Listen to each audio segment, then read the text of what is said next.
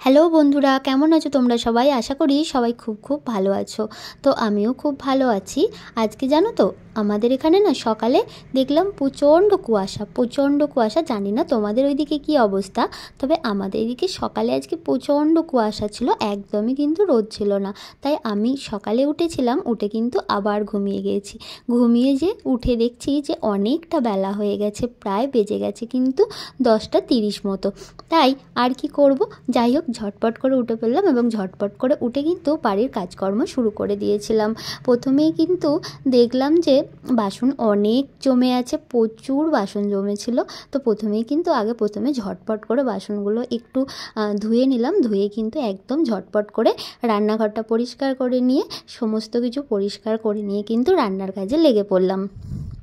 রান্না তো নিত্যদিনের সঙ্গী, তো রান্না তো করতেই হবে।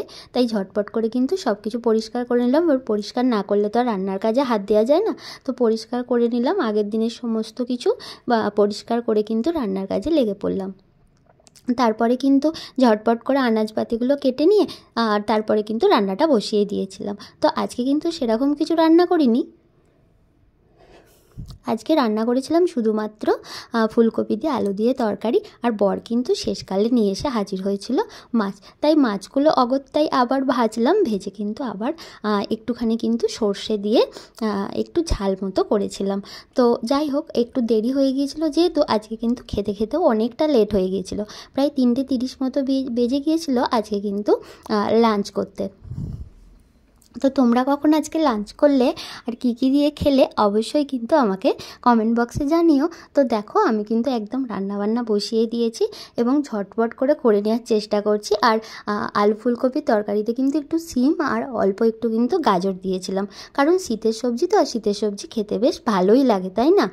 তো তোমাদের কেমন লাগে শিম আলু আর গাজর দিয়ে খেতে তরকারি, অবশ্যই কিন্তু জানিও। চলো দেখো, মাছগুলো কিন্তু একটুখানি ঘষে নিচ্ছিলাম, কারণ অনেকটা একটু আঁশ মতো লেগেছিল সেই জন্য।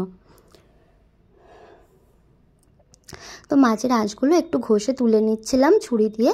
তো মাছের আঁশগুলো ভালো করে ঘষে তুলে নিয়ে কিন্তু একটু ভালো করে কিন্তু ধুয়ে নিচ্ছিলাম।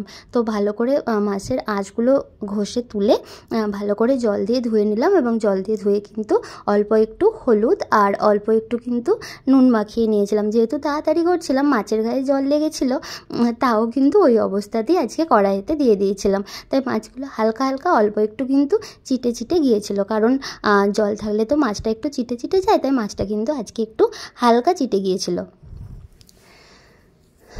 তো যাই হোক, লাস্ট পর্যন্ত কিন্তু একটু ঝটপটই করছিলাম, কারণ অনেকটা লেট হয়ে গিয়েছিল খেতে খেতে। তো মাছগুলো কিন্তু ভালো করে ধুয়ে নিলাম।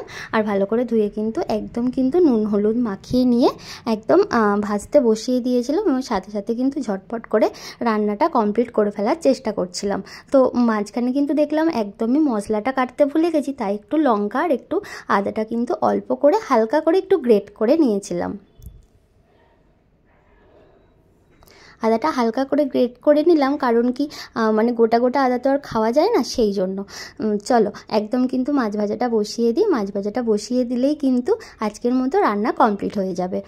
তো আজকের মতো রান্না দেখো, এইখানেও মশলাটা কিন্তু হয়ে গেছে। আর পাশে কিন্তু আমি পাশের গ্যাসটাতে মাছ ভাজাটা বসিয়ে দিয়েছিলাম। তো মাছ ভাজা বসিয়ে কিন্তু আমি মাছের ঝালটাও করে নিয়েছিলাম। তো দুপুরে আর মানে ক্লিপ নেওয়া হয়নি। তো সন্ধ্যের দিকে দেখো, বর এনেছিল মিয়োমারো থেকে কেক। তো ভীষণ সুন্দর ছিল কেকটা। আর আমার ভিডিওটা কেমন লাগলো জানিও। টাটা।